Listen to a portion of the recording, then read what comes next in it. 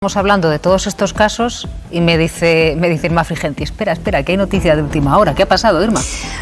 Bueno, pues el fiscal general del Estado ha presentado ya en el Supremo su escrito.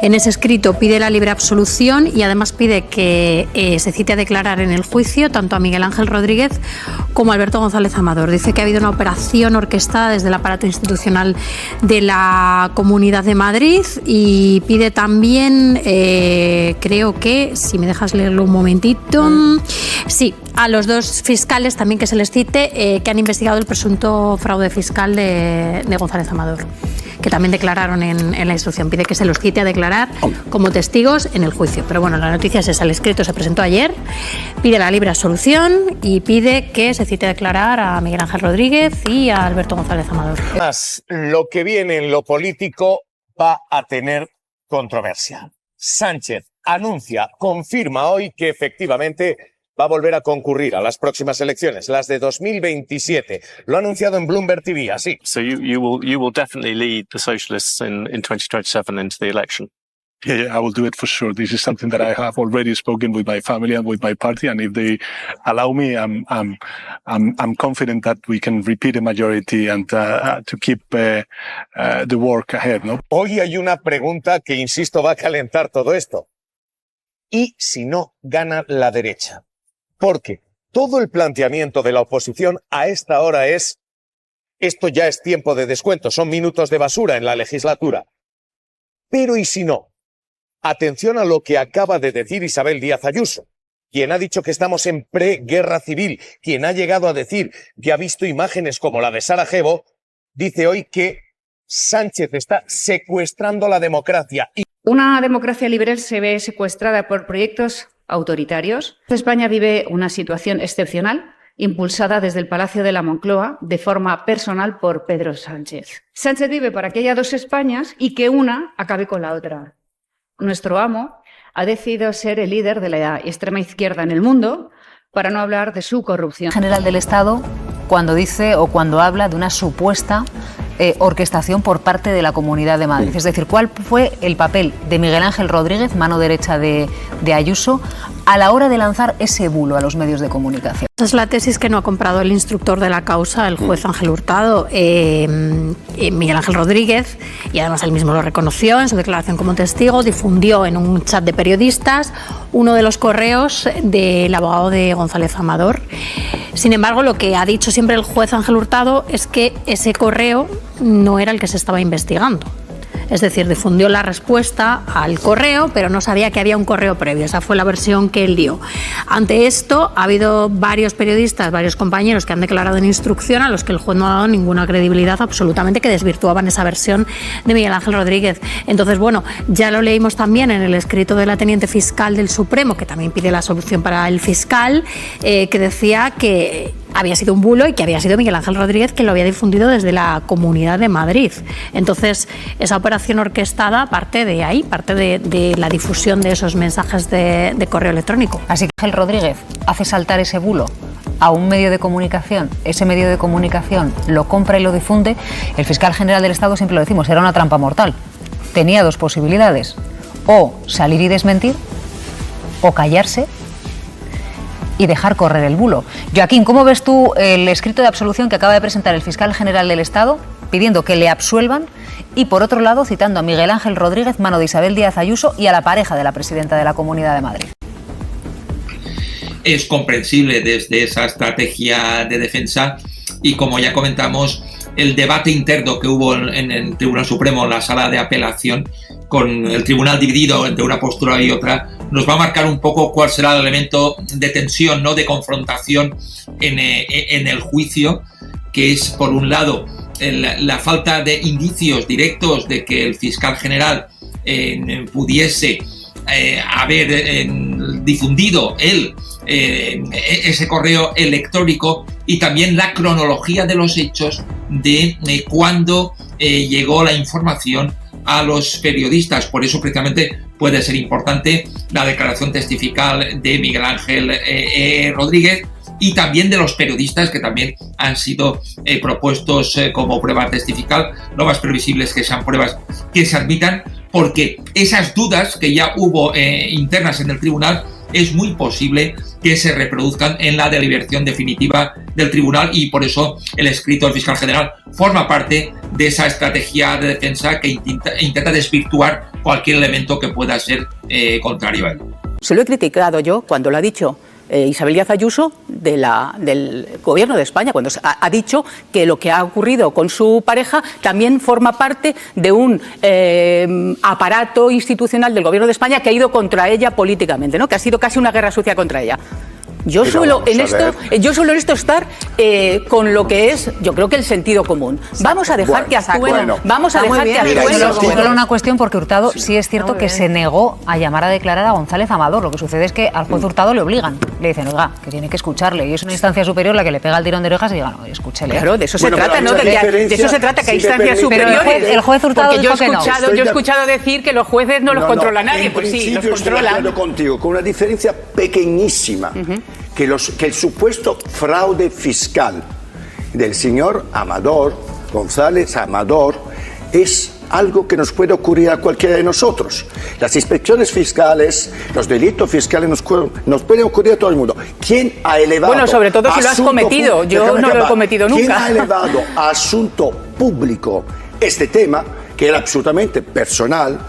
Pues la verdad que depende más de lo que ha hecho la Comunidad de Madrid que el aparato del Estado haciendo una causa política. No, aquí quien ha defendido el señor González Amador, que era la pareja de Ayuso, ha sido Ayuso, que fue la primera a poner a disposición de este señor pues el aparato de la Comunidad de Madrid. No lo hemos hecho nosotros. Lo del fraude fiscal es cierto que no le tiene por qué pasar a él. Luego ya lo de las facturas falsas, la corrupción en los negocios, la doble causa, o sea, ya va por otro lado. Otra novedad del día, el Congreso reprueba la... No conozco de todos los miles de jueces que hay en España sus preferencias políticas, ni yo ni nadie. Pero hagamos caso a quien tiene verdadera información de primera mano de eso. Enrique López es magistrado de la Sala de Apelaciones de la Audiencia Nacional, la segunda instancia que se creó para que hubiera una segunda instancia dentro de la Audiencia Nacional, es decir, la cúspide del tribunal especializado, ahí situado en el centro de poder judicial y político de Madrid, y dio una entrevista en La Razón diciendo que la mayoría de los jueces de este país estaban con el Partido Popular. Fue una entrevista que ocupó toda la primera plana del periódico La Razón. Luego hay otros indicios.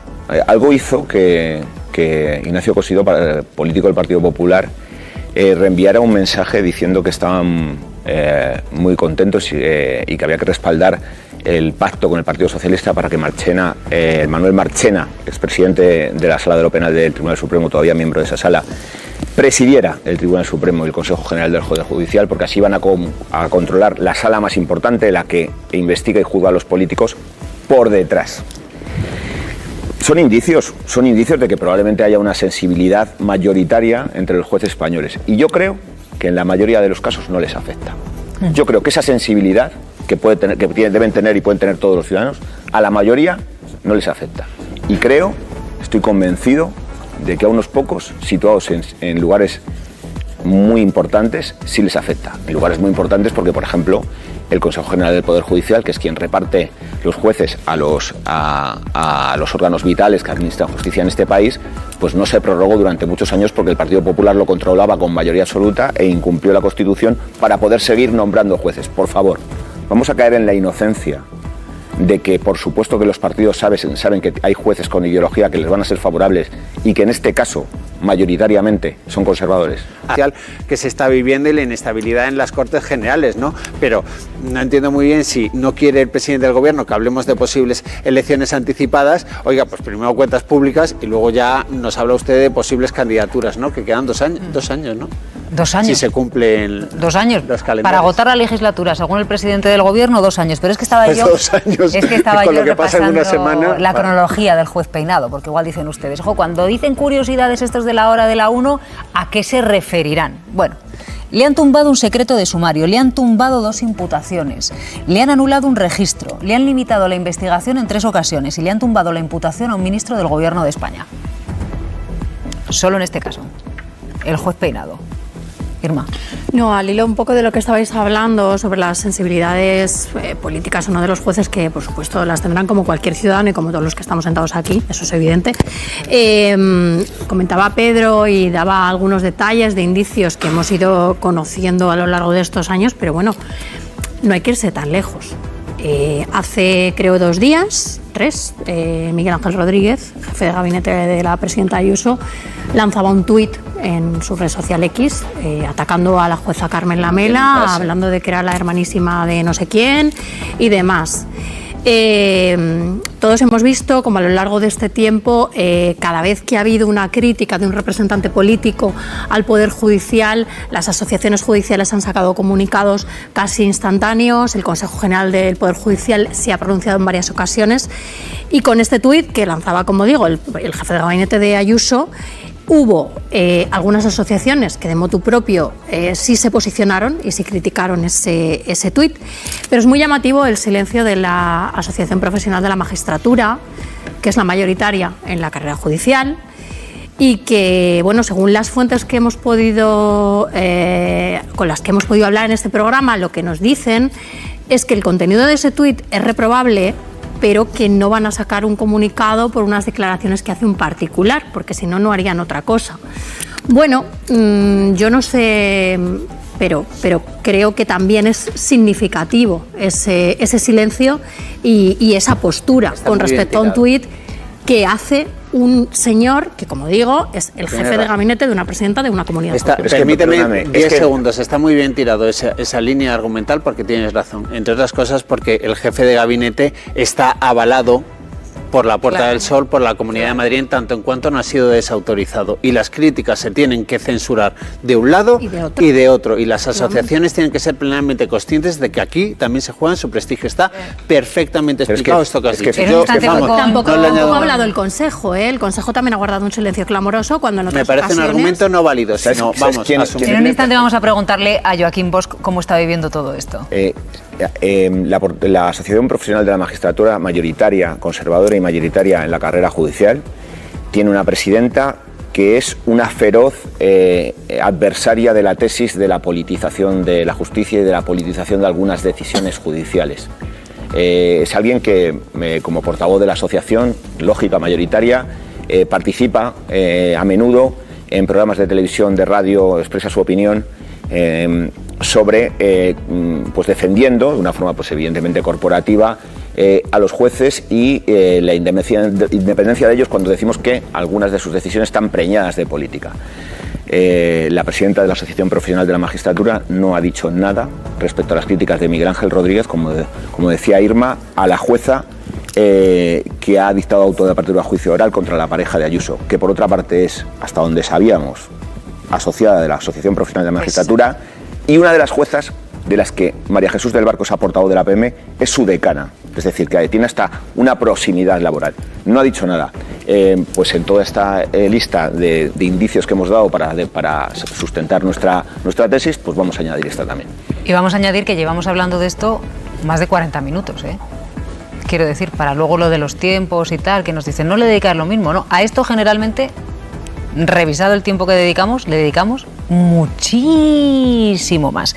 Yo me estaba preguntando, Joaquín, ¿cómo lo estáis viviendo los jueces? Porque claro, fíjate lo que nos decía Ana, a la que también le voy a preguntar enseguida. Claro, al usarse como estrategia de oposición política los casos judiciales, al final, nos decía nuestra politóloga, lo único que se consigue es poner en entredicho a la institución judicial. ¿Vosotros os sentís que es así? Sin duda ninguna. Es evidente que vivimos lamentablemente en una sociedad cada vez más judicializada. Se hace cada vez menos política en los parlamentos y más política en los tribunales. Se utilizan las causas, a menudo se presentan acciones judiciales para sobre ellas organizar la rueda de prensa ante el Palacio de Justicia, filtrar de manera a menudo tergiversada o manipulada datos sesgados de los sumarios, desgastar a los rivales políticos. Y los ciudadanos impartiendo justicia. Yo creo que ante esto, en líneas generales, hay que mantener primero cierta contención desde los órganos judiciales para no prestarse a ser utilizados por las campañas políticas, y esto significa que aquellos datos que claramente no son delictivos o no deben llevar a la apertura de causas judiciales o no pueden continuar si deben archivarse cuando toca, hay que actuar, yo creo, con cierto rigor para que la justicia no sea instrumentalizada, porque, como bien decía hace un momento Ana López Ortega, eso genera desafección ciudadana, eso genera distanciamiento de nuestro sistema institucional. Y en la línea de lo que comentabais del tuit de Miguel Ángel Rodríguez, como bien sabe Silvia, mi posición como fiel defensor de lo que nos dicen los organismos europeos en materia de calidad democrática es que no es positivo que desde el gobierno, desde los cargos institucionales, se lancen ataques contra el poder judicial. Y por tanto, cuando tenemos personas de relevancia institucional como el jefe del gabinete de la presidenta de la Comunidad de Madrid, que genera opinión, que genera desgaste contra el poder judicial, ese es el problema. El cargo que se ocupa, pues efectivamente yo creo que no se pueden hacer distinciones, no se puede salir a defender a unos jueces y luego cuando otros son atacados, pues guardar silencio. Hay que proteger nuestro sistema institucional. Y un apunte brevísimo es que además el ataque de Miguel Ángel Rodríguez es especialmente injusto y absurdo, porque la magistrada que dictó ese auto de apertura de juicio oral contra la pareja de Ayuso estaba en funciones de sustitución. Ella está en otro juzgado y provisionalmente sustituía porque el nuevo titular todavía no se ha incorporado, y se limitó a ratificar y a continuar simplemente lo que había dicho la magistrada instructora hasta ese momento y lo que había dicho la Audiencia de Madrid, con lo cual es un ataque absolutamente gratuito que solo busca desprestigiar la línea que se ha seguido en el proceso judicial. Pregunta del millón: ¿puede salirle rana a la oposición usar las causas judiciales como una vía para erosionar al presidente del gobierno? Bueno, según la resolución de los casos, en principio puede parecer que pues, no sea muy positiva o muy favorable, porque finalmente se exima a Begoña Gómez, por ejemplo, de todos los delitos que se le acusan. Pero aquí es importante la narrativa que se está imponiendo. Peinado se presenta como una víctima de la malvada izquierda y de Pedro Sánchez, que le ataca, y es un discurso que lo estamos escuchando en la derecha y extrema derecha política y mediática. Y esto hay que entenderlo en el contexto internacional y especialmente después del asesinato de Charlie Kirk, que ha convertido a la izquierda en un enemigo global y en una ideología peligrosa y violenta. Con lo cual, algo que puede parecer excepcional en la política española, esta judicialización de la figura del presidente y sus allegados, puede ser el caldo de cultivo de esa narrativa que vemos que a Donald Trump le funciona muy bien y que está situando como enemigo global y peligroso a la izquierda. Y en medio de todo esto, Marta, ¿cómo interpretas tú el anuncio de Sánchez de que se presenta a la reelección en 2027? Bueno, hay que tener en cuenta cómo fueron las entrevistas ayer en Nueva York. O sea, Pedro Sánchez, al que se le ha acusado de haber quedado aislado internacionalmente, acordaos de aquellas fotos donde se señalaba que estaba un poquito alejado en la foto, que igual es que no habíamos visto cómo hablaba con determinados líderes, ayer fue tratado por la prensa estadounidense como una rockstar. O sea, vuelve a tener un liderazgo indiscutible a nivel internacional, fue entrevistado incluso en prime time por la ABC y obviamente le preguntaban por su futuro, por qué iba a hacer, por los casos de corrupción también se le preguntó. O sea, quiero decir, bueno, pues fruto de esas entrevistas son estas respuestas y estos titulares que efectivamente, como dice Pablo, van muy por delante, pero tenían que ver con el flujo de las preguntas y de la situación de las entrevistas que se vivieron ayer en Nueva York. Ayer no paraban de saltar urgentes. Además a nosotros nos claro, entre Trump, urgente, el otro y el de la moto, hubo ayer pasando? De todo allí, ¿no? Pero esta parte también fue así y fruto de eso estos titulares. Entonces, el sábado el juez Peinado ha citado a Begoña Gómez, a la asesora Cristina Álvarez y también al actual delegado del Gobierno en Madrid, que dice que investigue, que no hay nada de nada. El juez ha tomado esa determinación y creo que también pues cada cual puede llegar a las conclusiones sobre lo que significa que un sábado a las 6 de la tarde, no sé si hay alguna urgencia especial en relación con este procedimiento o no. Yo estoy pendiente de que se resuelva un recurso que hemos presentado ante la Audiencia Provincial de Madrid desde hace meses, un recurso para solicitando la nulidad del auto.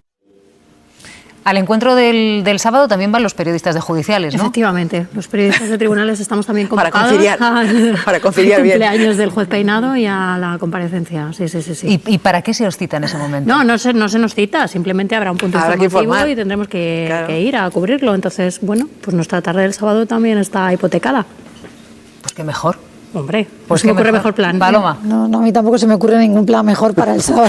Nos saltan urgentes desde Nueva York ayer a última hora de la noche y luego, por otro lado, los periodistas de judicial también citados el sábado por la tarde, precisamente para informar del encuentro con Begoña Gómez, donde le notificará qué es lo que va a suceder el juez Peinado, la asesora de Moncloa y el actual delegado del Gobierno. Paloma. Sí, no seré yo quien pinche un globo con el tema del titular de 2027 de Pedro Sánchez, con lo que nos gusta a nosotros además es tirar una cosa así. No voy a tirarme yo piedras contra mi propio tejado, pero tengo que reconocer que a mí lo que me habría sorprendido muchísimo es una cosa distinta, Silvia. Yo creo que el presidente del Gobierno ha dado muestras, es verdad que vamos a ir paso a paso, todavía queda mucho. De hecho, lo que más repite hasta ahora Pedro Sánchez es que piensa agotar la legislatura y todavía queda un tiempo, queda la mitad prácticamente de la legislatura para eso y llegar a la decisión. Ahora, yo creo que toda la actuación, todas las decisiones que toma, todos los pasos que da el Gobierno y digamos, todo lo que está proyectando Pedro Sánchez, en ningún caso se puede leer como alguien que esté dispuesto a tirar la toalla, creo yo. A mí me habría sorprendido que los periodistas hubiéramos podido agarrarnos a algo de la respuesta para poder especular con lo que nos gusta, que está pensando en no volver a presentarse. A mí me habría sorprendido muchísimo. Creo que además ha dado muestras de ello en la última entrevista en esta casa con Pepa Bueno. He preguntado mucho en este programa cuántos errores son demasiados errores por parte de un juez. Joaquín Bosch, muy buenos días. Hola, ¿qué tal? Buenos días. Claro, porque aquí estamos hablando de lawfare, pero podría ser un comportamiento negligente, ¿no? En la judicatura, ¿cómo habéis acogido esta última decisión por parte del juez Peinado que está provocando cierta, digamos, curiosidad en algunos sectores? Bueno, en los foros judiciales efectivamente ha generado bastante debate esta decisión y sobre todo hay una cuestión que yo creo que es la central, que es los problemas de encaje jurídico de los hechos que se investigan con el delito de malversación, porque ahí la jurisprudencia lo que dice es que en este tipo de supuestos solo puede concurrir en malversación cuando la persona concreta percibe un salario sin ejercer las funciones públicas que tenía asignadas. Es decir, por poner casos concretos conocidos, pues el alcalde que dedica empleados municipales a trabajar en fincas particulares y por tanto no hacen nada público, cargos de confianza que tenían que estar en la administración pública pero que están en la sede de los partidos y no realizan ningún empleo público. Y precisamente en virtud de esa jurisprudencia la propia Audiencia de Madrid descartó que aquí pudiera concurrir malversación, a no ser que en este caso la asesora no hubiera realizado ningún tipo de función pública y se hubiera dedicado a tiempo completo a una actividad privada, por lo que no valdrían, digamos, enviar mails de tipo puntual o hacer favores puntuales, que además también puede ser comprensible en una relación de confianza, y no olvidemos que este es un cargo de confianza. Precisamente, en su momento el juez instructor descartó que hubiera malversación en este tipo de supuestos. Lo dijo expresamente por escrito. Ahora es verdad que ha habido una rectificación, pero tampoco hay una motivación muy amplia, y todo esto pues efectivamente permite adivinar pues que se va a recurrir la decisión y que no se puede descartar en absoluto que la audiencia acabe revocando toda esta pieza separada. Se ha hablado mucho sobre si este asunto, el caso de su mujer, molesta o no molesta al presidente del Gobierno y la consecuencia política que podría tener. El presidente del Gobierno, que ya anunció que agota la legislatura en el año 2027, esta noche, desde Nueva York, en una entrevista con Bloomberg, ha dicho que no solo agota la legislatura, sino que, atención, se va a presentar a la reelección en 2027. Yeah, I will do it for sure. This is something that I have already spoken with my family and with my party, and if they allow me, I'm confident that we can repeat a majority. Ana López, muy buenos días. Ahora sí, muy buenos días. Que no sé si podemos interpretar estas palabras del presidente del Gobierno como un aviso a navegantes de, oigan, quien esté utilizando una estrategia de oposición basada en los casos en los tribunales, que sepan que no sirve de nada porque es que hasta me presento a la reelección. Bueno, es que el presidente del Gobierno tiene un desafío comunicativo doble. Por un lado, mostrar la confianza en la justicia y al mismo tiempo defender los derechos procesales de su mujer, y yo creo que también lo está haciendo de su hermano. Pero a mí también me gustaría remarcar de nuevo la politización del proceso que está haciendo la oposición y en especial el Partido Popular con ese discurso que ayer escuchamos de Feijóo, en el que pide la salida de Sánchez, la dimisión de Sánchez del Gobierno, y también esa idea publicada en el tuit de Miguel Ángel Rodríguez de que todo el Gobierno es corrupto. ¿Y por qué quiero poner atención en la respuesta de la oposición, que ya es algo habitual? Porque cuando tú conviertes la justicia en un campo de batalla política, puedes provocar una erosión en la confianza de los ciudadanos en la independencia judicial. Y quiero recordar muy brevemente las dos cifras que recogía la encuesta sobre calidad democrática publicada por el CIS en mayo de 2025. 9 de cada 10 españoles piensa que la justicia no es igual para todos y el 78% sostiene que cuando hay un partido político implicado en un proceso judicial, los jueces no son imparciales. Cuidado con el discurso del Partido Popular, porque es gasolina para aquellos partidos que se alimentan de la antipolítica y de la desconfianza en las instituciones. Lo que hoy es un simple trámite judicial o un arma de politización para la oposición, mañana puede redefinir el clima de confianza institucional en la democracia. Qué interesante esto que está planteando Ana, Pedro. Sí lo es. La política en España se ha judicializado a veces pues de forma muy intensa, a veces inevitable. Por supuesto, yo recuerdo que hubo un punto de inflexión, había una parte de los tribunales muy importante cuando existía el terrorismo de ETA. Luego pasamos a las décadas de la corrupción de los 2000, 2010 y nos plantamos en el procés y evidentemente en toda su vertiente judicial que inundó el análisis político. Pero estamos asistiendo, yo creo, en los últimos años a un clima muy, muy preocupante. Yo entiendo la tesis de Pablo respecto de que, pues que hay que tener confianza en las instituciones, pero claro, nosotros no podemos dejar de analizar, como decía Marta, auto a auto y decisión a decisión. Y a veces es más que unir una línea de puntos. Yo creo que el Partido Popular, ni siquiera el Partido Popular, acoge con demasiado jolgorio las decisiones de Peinado. Creo que alguien ha pensado ahí dentro y lo vemos por la poca fusividad que muestran, pese a la relevancia que podría tener para hacer oposición que la mujer del presidente del Gobierno esté supuestamente implicada en un delito de corrupción. Ni siquiera con ese peso le están dando demasiado vuelo a las decisiones del juez Peinado porque yo creo que están siendo muy cuestionadas, como contabas, en ámbitos judiciales conservadores. Y voy a decir una cosa, la ley, la ley de enjuiciamiento criminal, la ley del Poder Judicial, el Código Penal, tienen el mismo redactado para todos, pero es absolutamente no inocente, sino erróneo pensar que no se pueden aplicar con una sensibilidad o con otra. Y eso los propios jueces lo saben. Hay sensibilidades progresistas y sensibilidades más conservadoras. A veces pesa y a veces no pesa.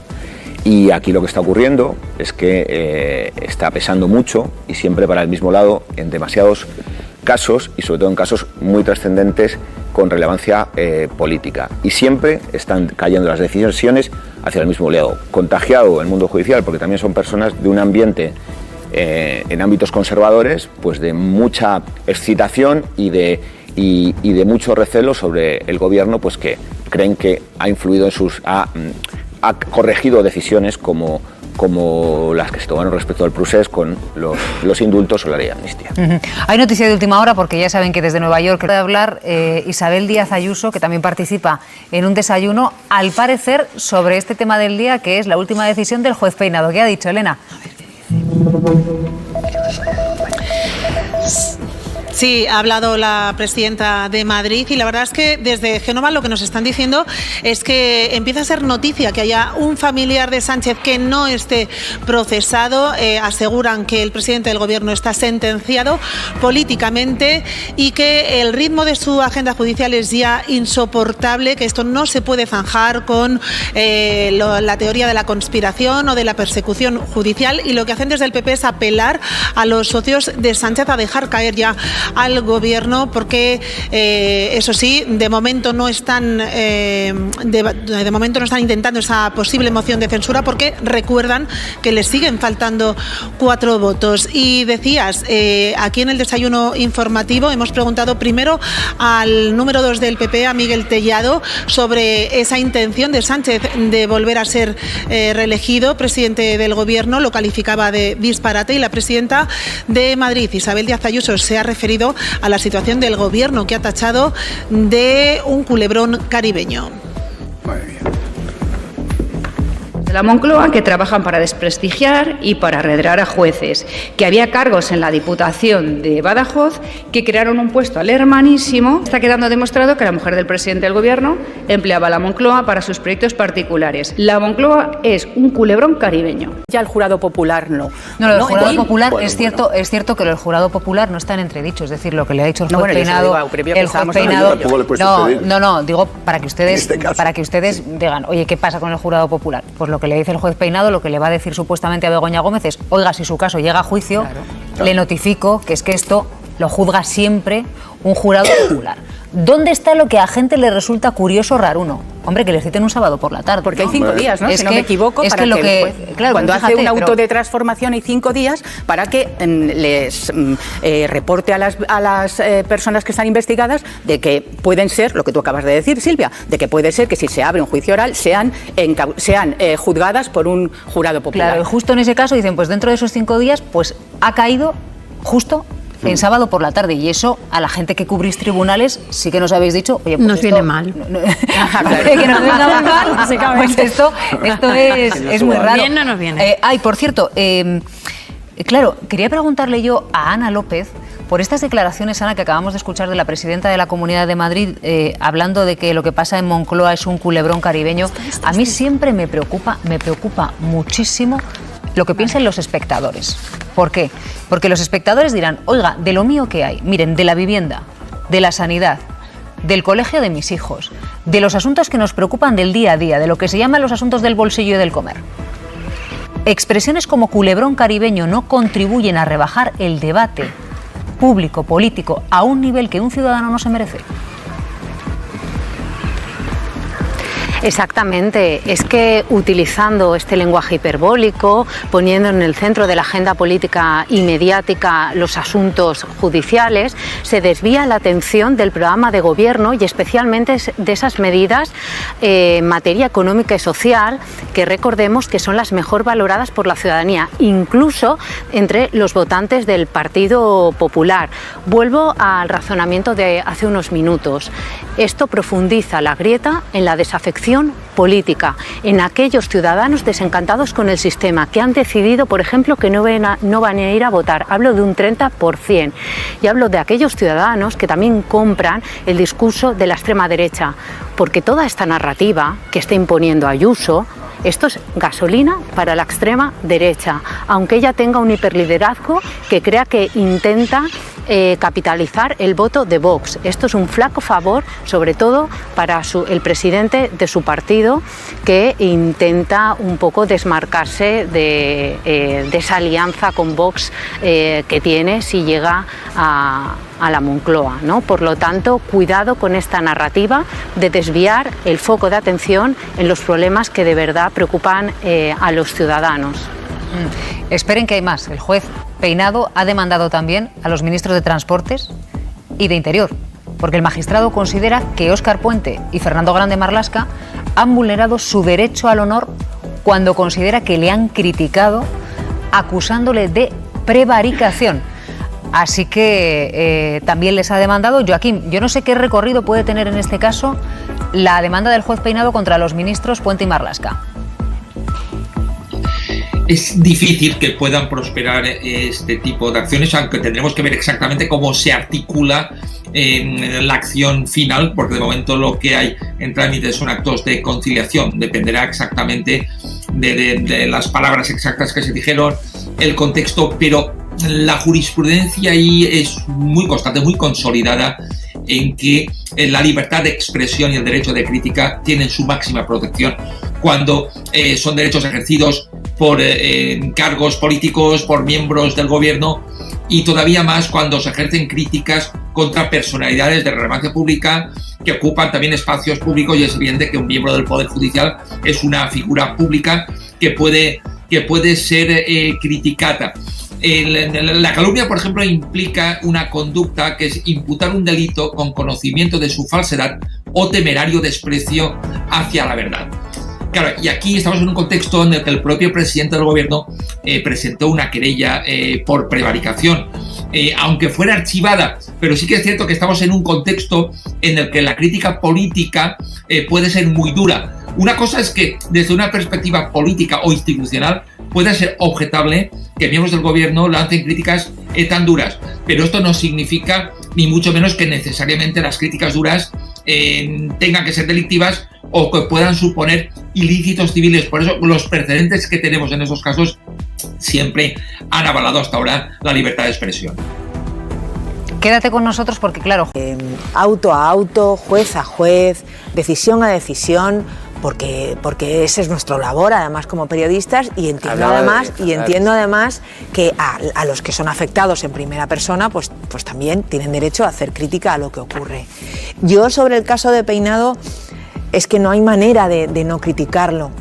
Pablo, tú estabas contándonos cómo probablemente esos juristas que tú has, pues no son juristas del Supremo, por eso no creo que sean juristas sospechosos de ser de izquierdas, quiero decir, que esto es un clamor, Pablo, que es un clamor, que esta instrucción, pues que es todo el rato es muy difícil buscar adjetivos, Entonces, la última de ayer es también, pues ya la hecatombe, ¿no? Estamos hablando de que pide que sea un jurado popular, que esto, fijaos las cifras que hay, en 2023 se presentaron casi 8 millones de causas judiciales en España y solo 517 pasaron por un jurado. Y es que además las cifras de las condenas que dan los jurados desde que se aprobó esa ley hace 30 años son del 90%, sistemáticamente. Y es verdad que tiene que haber un jurado cuando hablamos de casos de malversación, pero claro, es funcionaria Begoña Gómez. Es que no hay por dónde agarrarlo. Es que ha acusado de malversación al delegado del gobierno en Madrid, que fue el secretario general de Presidencia el 21 al 23, que estuvo allí efectivamente en Ferraz, en Moncloa, 3 años después de que se designara a Cristina Álvarez. 3 años después. Claro, este hombre lo ha recurrido. Vamos a ver efectivamente cómo evoluciona todo. Yo estoy de acuerdo contigo en eso, Pablo. Hay que ver cómo evoluciona todo y al final del cuento veremos cuál es la moraleja. Pero entre medias se ha empantanado la política de este país, se ha empantanado la información de este país, se ha empantanado la opinión pública de este país y hemos llegado a donde hemos llegado. Y cuando esto concluya, si se me permite un matiz muy rápido, quiero decir, vamos a ver si es delito o no, ¿no? Pero cuando hay unos emails de la asesora de la mujer del presidente del gobierno en el que se pide financiación, por ejemplo, para la cátedra de Begoña Gómez, de la mujer del presidente del gobierno, puede que no sea delito, pero luego habrá que hacer una reflexión profunda y ver, oye, estos grises, quiero decir, acotar las funciones de los asesores de la mujer, hacer una oficina de la pareja del presidente del gobierno para que esto no vuelva a ocurrir. Que si esto está por eso he añadido. Pero es que el juez Peinado imparte justicia. Claro, por eso lo primero es saber si es delito o no es delito. Pero si no es delito, y yo estoy con el presidente del gobierno de que ocupemos el mismo minutaje y demos la misma relevancia al hecho de, bueno, o sí. No, vamos a estar 2 años informando cuando haya la absolución, vamos a ver, por favor. ¿Cómo lo veis, Marta? Bueno, pues que tratamos todos de ser elegantes, pero cuando las cosas son como son y blanco y en botella, pues es muy difícil tratar de ser diplomático, porque hablabais, y yo estoy de acuerdo en que debería cada uno estar en su lugar y la separación de poderes debería funcionar y sí, si la teoría nos la sabemos todos y las instituciones tendríamos que respetarlas todos y en eso estamos de acuerdo. Lo que pasa es que estamos viviendo el clima que estamos viviendo. Estamos viviendo el clima que estamos viviendo. ¿De verdad se espera que el Gobierno no diga nada absolutamente de decisiones judiciales que tratan de empapelar a la mujer del presidente, al hermano del presidente, al fiscal general del Estado por tratar de aclarar un bulo? O sea, de verdad lo que estamos viviendo es muy fuerte, no lo habíamos vivido nunca. No lo habíamos vivido nunca. Habíamos vivido en otra época un contubernio, me atrevo a decir, contra el gobierno de Felipe González, confesado por los propios que lo montaron, que dijeron, el señor Ansón declaró que estaban dispuestos a hacer temblar los cimientos de la democracia y las instituciones porque Felipe González cayera. Bueno, pues ahora me da la sensación de que estamos viviendo algo muy parecido, elevado a la enésima potencia. Estamos hablando, insisto, de empapelar a la mujer del presidente por tener una asesora, cosa que han tenido todas las mujeres de presidente, y que mandó 2 mails y en uno había una postdata que decía, o sea, de verdad, de verdad, lo que estamos viviendo es realmente fascinante y es lógico, me parece además que no solo lógico, sino que es razonable que el gobierno, después de un primer proceso en el que el presidente llegó a irse a su casa a reflexionar porque debió pensar, ¿qué está pasando? ¿Qué hago con esto? ¿Qué hago con esto? ¿Qué hago con esta situación en la que estamos viviendo ahora mismo el gobierno y este país? Decide volver y una vez que vuelve se rearma en el sentido de, oye, tengo que defenderme. ¿Tendrá que defender o no a su gobierno? ¿Tendrá que defender o no la legalidad de un gobierno que ha sido cuestionada desde el minuto 1 antes de que todos estos casos salieran? Es que, de verdad, lo que estamos viviendo no tiene precedentes y, claro, requiere de respuestas que no tienen precedentes. Lo ideal sería que el gobierno no tuviera que hablar de ninguna institución y se mantuviera completamente al margen de todo y no tuviera que criticar nada. Claro que sería lo ideal, pero es que lo que estamos viviendo es realmente espectacular, único, no había ocurrido nunca, no tiene precedente y me parece que no tiene opción a otra cosa que a responder.